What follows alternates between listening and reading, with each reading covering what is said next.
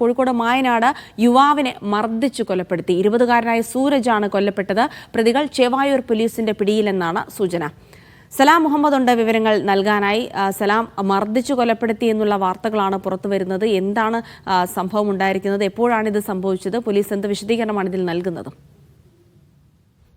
ഇന്നലെ രാത്രിയിൽ നടന്ന അടിപിടിയിൽ ഗുരുതരമായി പരിക്കേറ്റ സൂരജ് എന്ന് പറയുന്ന 20-കാരനാണ് മരിച്ചത്. പാലക്കോട്ട് വയൽ, അതായത് കോഴിക്കോട് മായനാട് പാലക്കോട്ട് വയൽ എന്ന സ്ഥലത്ത് ഇന്നലെ രാത്രിയിൽ അടിപിടി ഉണ്ടായിരുന്നു. ഈ സൂരജും പ്രദേശവാസികളായിട്ടുള്ള മറ്റു 3 പേരും ആണ് ഈ അടിപിടി ഉണ്ടായത്. ഇതിൽ സൂരജിന് ഗുരുതരമായി പരിക്കേൽക്കുകയും തുടർന്ന് കോഴിക്കോട് മെഡിക്കൽ കോളേജ് ആശുപത്രിയിൽ പ്രവേശിപ്പിക്കുകയും ചെയ്തു. പിന്നാലെയാണ് മരണമുണ്ടാകുന്നത്. ഇപ്പോൾ പോലീസിന്റെ കസ്റ്റഡിയിലുള്ളത് ഒരു അച്ഛനും 2 മക്കളുമാണ്. ഇവരാണ് ഈ സൂരജിനെ മർദ്ദിച്ചതെന്നാണ് പോലീസ് പറയുന്നത്. ഇവരെ ചേവായൂർ പോലീസ് പിടികൂടിയിട്ടുണ്ട്. ഇപ്പോൾ പോലീസ് കസ്റ്റഡിയിലാണുള്ളത്. കൂടുതൽ ചോദ്യം ചെയ്യലിലേക്ക് പോലീസ് കടക്കുമെന്നാണ് മനസ്സിലാക്കുന്നത്. ഏതായാലും ഇന്നലെ നടന്ന അടിപിടിയിൽ ഗുരുതരമായി പരിക്കേറ്റ് ചികിത്സയിൽ അല്ലെങ്കിൽ കോഴിക്കോട് മെഡിക്കൽ കോളേജിൽ എത്തിച്ച സൂരജ് എന്ന് പറയുന്ന 20-കാരനാണ് ഈ മായനാട് പാലക്കോട്ട് വയലിൽ നടന്ന ഈ സംഭവത്തിന് പിന്നാലെ മരണപ്പെടുന്നത്.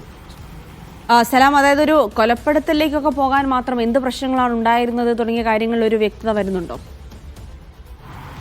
ഇന്നലെ പ്രദേശത്ത്, അതായത് ഈ പാലക്കോട്ട് വയലിൽ ഉത്സവം, ഈ ക്ഷേത്രോത്സവവുമായി ബന്ധപ്പെട്ടുള്ള പരിപാടികളൊക്കെ തന്നെ നടന്നിരുന്നു.